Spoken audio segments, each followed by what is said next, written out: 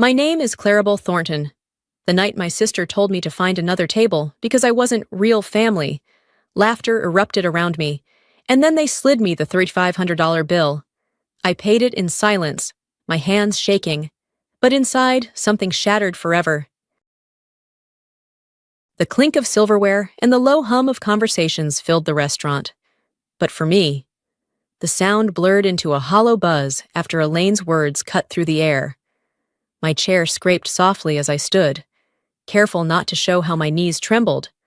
I walked the few steps to a table near the bar, each click of my heels punctuated by whispers and sidelong glances from strangers who had heard enough to piece together the humiliation.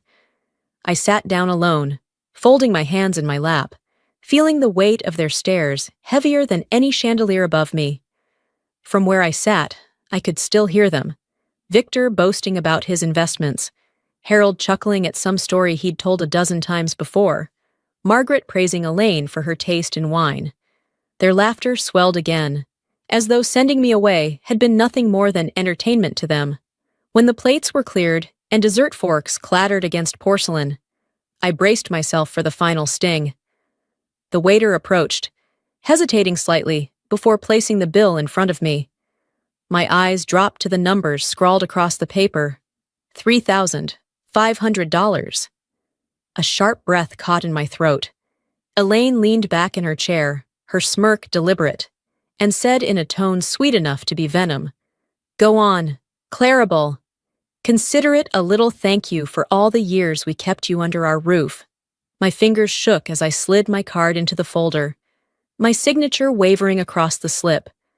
I forced a smile at the waiter, trying to mask the burn of shame rising in my chest. When I handed the folder back, I felt something inside me harden. That moment, their laughter, the bill, the look of triumph in Elaine's eyes, etched itself into me like a scar. I left the table with my head high, but inside I carried a vow as sharp as broken glass. They would never again decide my worth. I grew up with reminders carved into every moment that I didn't belong. On Victor's 16th birthday, the driveway gleamed with a brand new car, neighbors gathering to admire it, while I trudged miles to school in shoes that let the rain in. Elaine was given dresses wrapped in tissue paper, colors bright and untouched, while I pulled on garments that smelled of closets and mildew, their seams worn before they ever touched my skin. When I asked what I could study or what I might become, the answer was never encouragement. It was a clipped reminder to be grateful you have a roof at all. If it hadn't been for Eleanor, I might have accepted their version of the truth. She was the only one who saw me, the only one who came to my graduation and pressed a book into my hands, her voice steady in the noise of a crowded gym. "You don't need anyone to grant you worth, Clarabelle. You'll build it yourself." That sentence stayed with me, a seed that outlived every dismissal. Eleanor rarely interrupted the family's cruelty, but her eyes were always there, sharp, attentive, as if she was quietly recording each wound. Her gaze alone reminded me I wasn't imagining what was happening. That night at the restaurant, I had braced myself to slip out unnoticed once the bill was paid. My humiliation felt complete, and I wanted only to escape. But the scrape of Eleanor's chair startled the room into silence. She stood, cane planted firmly, her voice filling every corner. "I won't sit by and watch you tear Clarabelle down another second." The chatter died. Forks froze mid-air. My chest tightened as she reached into her bag and withdrew an envelope stamped with a seal. "I signed a new will yesterday," she declared. "Every property, every company, every share belongs to Clarabelle. None of you will inherit." The words landed like a thunderclap. Victor's glass slipped from his hand and shattered across the floor. Elaine's jaw fell open, her face twisting in disbelief. Harold and Margaret's expressions drained of color. My pulse roared in my ears, as if my own body didn't know how to hold such a shock. In that instant, the elegant restaurant ceased to be a place of chandeliers and wine glasses. It was an arena, and I was no longer pushed to its edge. I had become its center, the eye of a storm that had been building for decades, now ready to break. The announcement from Eleanor spread like a brush fire, and within days my phone was flooded. Victor's texts came first, Clipped threats that morphed into outright accusations. Elaine's followed, dripping venom disguised as outrage. Then Victor's voice cut through one evening, sharp and cold. "Clarabelle, this charade won't hold. We're taking you to court. Haven't you embarrassed us long enough? Now you want to rob us too?" I sat alone in my Portland apartment, the glow from the streetlights painting stripes across the walls. The words stung, though not because they surprised me. I had always been the scapegoat, the expendable one. But now, exposed in the daylight of truth, I was suddenly cast as a thief. The tabloids wasted no time feeding the frenzy. Magazine covers screamed, "Adopted daughter snatches fortune," and "Angel or gold digger." Paparazzi captured photos of me grocery shopping, of me stepping out of my office, each frame weaponized into proof of whatever story they wanted to tell. Online, strangers dissected my life with glee, their comments a chorus of judgment. The first real blow landed when I learned Victor had hired a private investigator to comb through every corner of my past. The second followed quickly. Elaine, perched in a TV studio, voice-breaking as she insisted to millions of viewers that I had manipulated Eleanor's fragile state. The host nodded gravely. The audience murmured in sympathy. Watching from my apartment, I felt like the villain in a play written by someone else, trapped in their script. But then, the turn I never expected. One late afternoon, Eleanor summoned me to her study at the house by Lake Oswego. Papers lay spread across her desk, heavy with ink and evidence. She slid the folder to me. "Clarabelle," she said quietly, "you need to see this. Harold and Margaret didn't just mistreat you. They stole from you $600,000 your parents left for your care and education. They spent it all."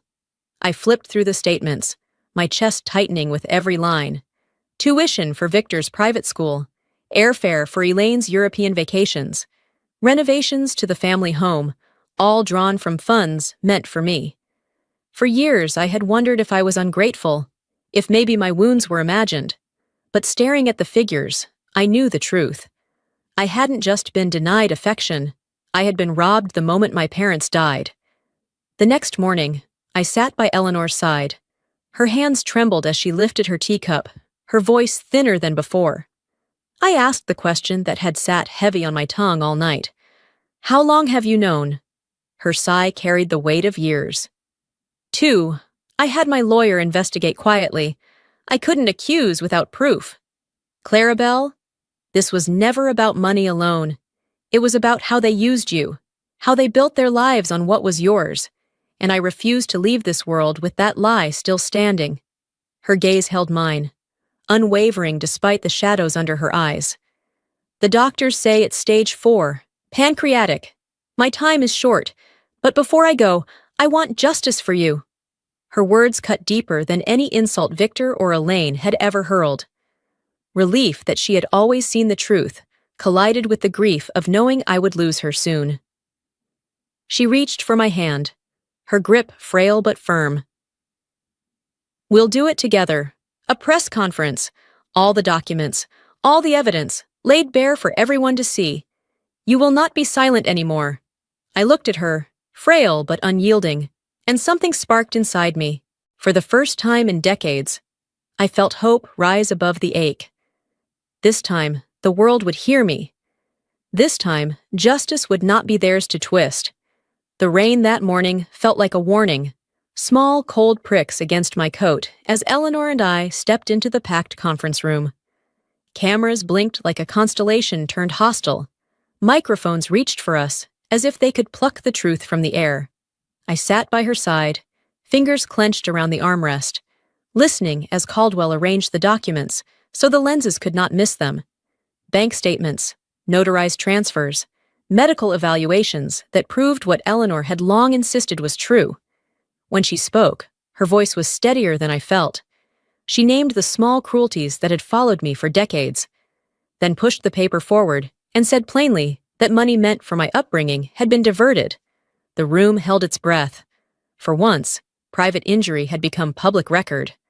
Then Elaine burst into the doorway, mascara streaking down her cheeks, outrage dripping from every syllable. She pointed at me and accused, loud, performative, desperate. Cameras hungrily captured every tremor in her voice. Instead of shrinking from the spectacle, Eleanor leaned close and murmured, "See? They undo themselves." The word felt like a match struck in the dark. I sat there as the world watched the wound finally expose its raw edges. The video of Elaine's outburst went viral before dinner. Social feeds filled with people who had never known me suddenly offering sympathy, while others dug for dirt. 3 days later, the family's lawyer filed a suit accusing me of coercion and undue influence. The narrative flipped on its axis. The defender became the accused. Then came the rumors. An alleged rendezvous with a wealthy client. Hints of impropriety that required no proof to sting. Anonymous tips. Opportunistic reporters. Venomous headlines. Each one a calculated blow. One night, a man's voice warned me to walk away or be exposed. My hands trembled. Not from fear alone, but from fury I'd long kept tamped down.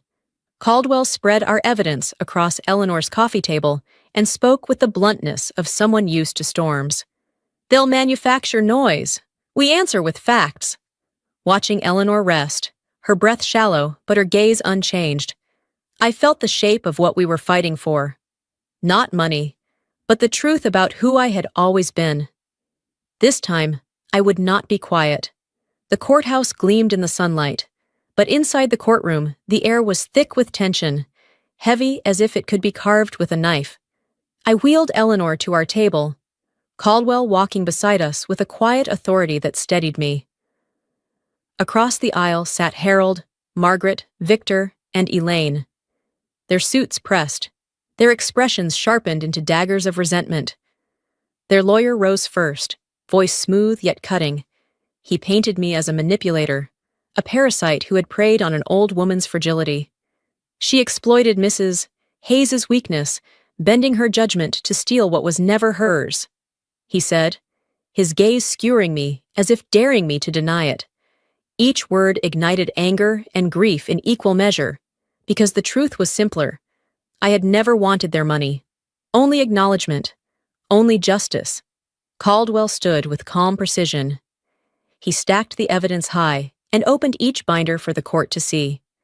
Bank records traced the theft of $600,000, withdrawn and redirected to cover Victor's tuition, Elaine's travels, Harold and Margaret's comforts. Witnesses testified to the years of cold shoulders, the humiliations I had endured. Then came the medical records, clear proof of Eleanor's sharp mind when she signed her will. But it was the video that broke the room wide open.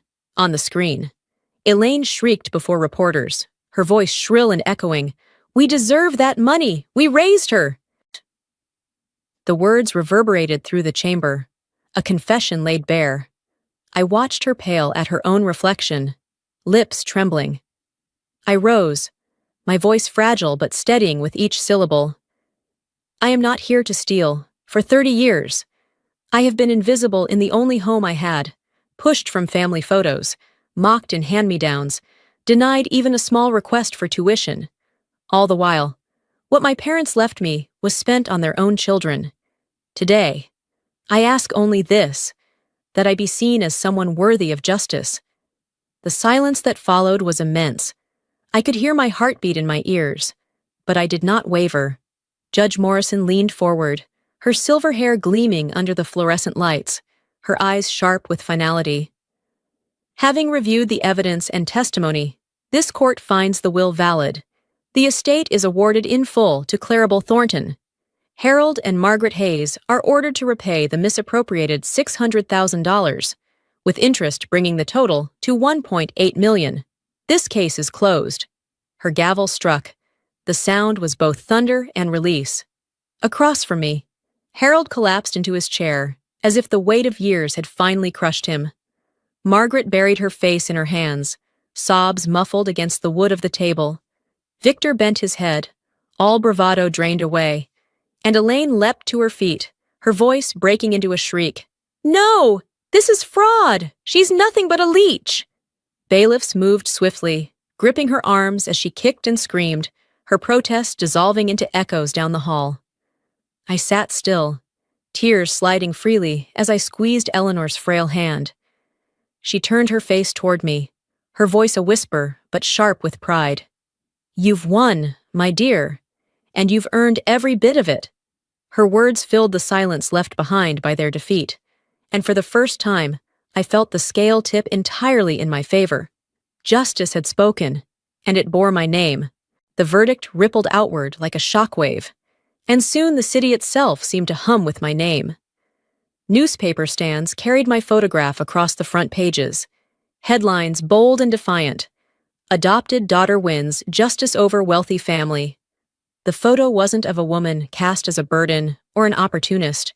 It was of me standing straight-backed, hands folded with calm determination, a figure who had finally spoken and been heard. Television anchors replayed clips of the trial, their voices echoing through living rooms across the country. The sight of Elaine screaming into the cameras, her own words turned against her, was replayed so many times it became a symbol of arrogance unraveling. For the first time in my life, the public wasn't laughing at me. They were listening. When a local station asked for a live interview, I felt the familiar tremor of fear. Cameras had always been used to twist my story, to cut my life into pieces that fit their cruel headlines. But this time, I knew the story would come from my lips. I sat under the hot studio lights, the host across from me, and spoke plainly. "The hardest part of this fight wasn't about inheritance," I said, my voice carrying further than I expected. "It was living under a roof where I was never treated as a daughter. Every day I was reminded that I was an outsider. The ruling doesn't just return stolen money, it restores dignity, not just for me, but for every child who has been told they are less because they were adopted." The studio fell into silence, the kind that vibrates because people are holding their breath. Then applause broke, rising like a tide, spreading into homes through the broadcast. Later, letters and messages poured in, adoptees, foster children, people who had lived years in the shadows. Their words echoed the same sentiment. "Thank you for saying what we could not." I walked out of that interview with my shoulders lighter than they had ever been. A weight I'd carried for decades had finally fallen away. Not because the past had changed, but because I had claimed it for what it was and refused to be silent anymore. The weeks that followed were a blur of signatures, legal filings, and headlines. But beneath the public storm, the private truth lingered. Eleanor was fading. Her steps grew slower, her breaths shallower, her body more fragile with each passing day. I spent hours at her bedside, lavender filling the air from the sachets she kept by her dresser.